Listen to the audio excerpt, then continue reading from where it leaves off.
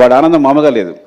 అంటే ఎవరైతే ఆనందాన్ని ఇస్తారో వాళ్ళు చాలా, అంటే హీరోస్ని ఇంత స్థాయిలో నిలబెట్టి అందరూ ప్రతి హీరోని ఇలాగా కొలుస్తున్నారు చూస్తున్నారంటే వాళ్ళు ఇచ్చే ఆనందం అనమాట. అంటే మాకు ఇంత ఎంటర్టైన్మెంట్ ఇస్తున్నాడు, అఫ్కోర్స్ వాళ్ళు మనీ పెట్టి కొనుక్కొని కూడా నాకు ఆనందాన్ని ఇస్తున్నారని పూజిస్తున్నారు, ఆరాధిస్తున్నారు. సో అందుకని ఈ ప్రపంచంలో అంటే నేను ఎందుకు ఇప్పుడే ఫీల్ అవుతానంటే కేవలం ప్రతి ఫ్రేమ్ ఎంటర్టైన్మెంట్తో నింపాలి. థియేటర్కి వచ్చినప్పుడు 3 hours అన్నీ మర్చిపోయి మొత్తం నా ప్రపంచంలో ఉండాలి అని ఈ సినిమా ట్రై చేశాను యాక్చువల్గా. సో దానికోసం నేను నా టీం అహర్నిశలు కష్టపడ్డాం.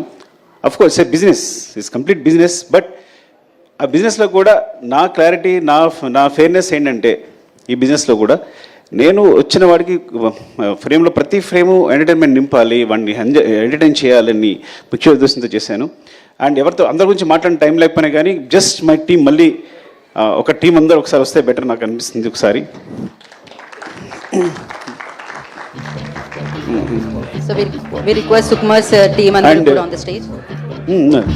అండ్ ఇంకా చెప్పాల్సింది మన ఫహద్ ఫాజిల్, ఫఫా. యాక్చువల్ నేను మనం మాట్లాడలేకపోయాను మీ గురించి.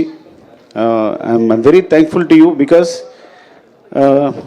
ఈజ్ లైక్ తను బన్నీ చెప్పినట్టే నాకు బ్రదర్లా, ఇట్స్ లైక్ బ్రదర్. ఎంత చిన్నపిల్లలాగా సెట్లో నేనేం బ్రెయిన్లో అనుకుంటానో అది అక్కడ వచ్చేస్తుంది. మలయాళం ఆర్టిస్ట్ అయినా కానీ నేను తెలుగు అప్పటికప్పుడు డైలాగులు మారుస్తూ ఉంటాను.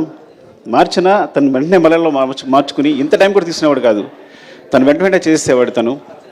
అండ్ వచ్చిన దగ్గర నుంచి నన్ను ఎంకరేజ్ చేస్తూ మాట్లాడుతూ ఈ సినిమా సంబంధించి ప్రతి సీన్ గురించి మాట్లాడుతూ మమ్మల్ని నిరంతరం పుష్ చేస్తూనే ఉన్నాడు. ఎప్పుడు వచ్చినా కూడా అంటే తను సెట్ ఉన్నాడంటే నాకు మామూలు హ్యాపీనెస్ కాదు. అలాంటి ఆర్టిస్ట్తో చేయడం అదృష్టంగా ఫీల్ అవుతాను నేను. Fafa, love you, thank you so much Fafa.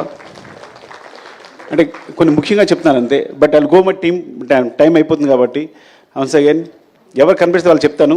అరే సరే చెప్పకపోతే మీరేం ఫీల్ అవ్వద్దు. బికాజ్ మీ గురించి చెప్పడానికి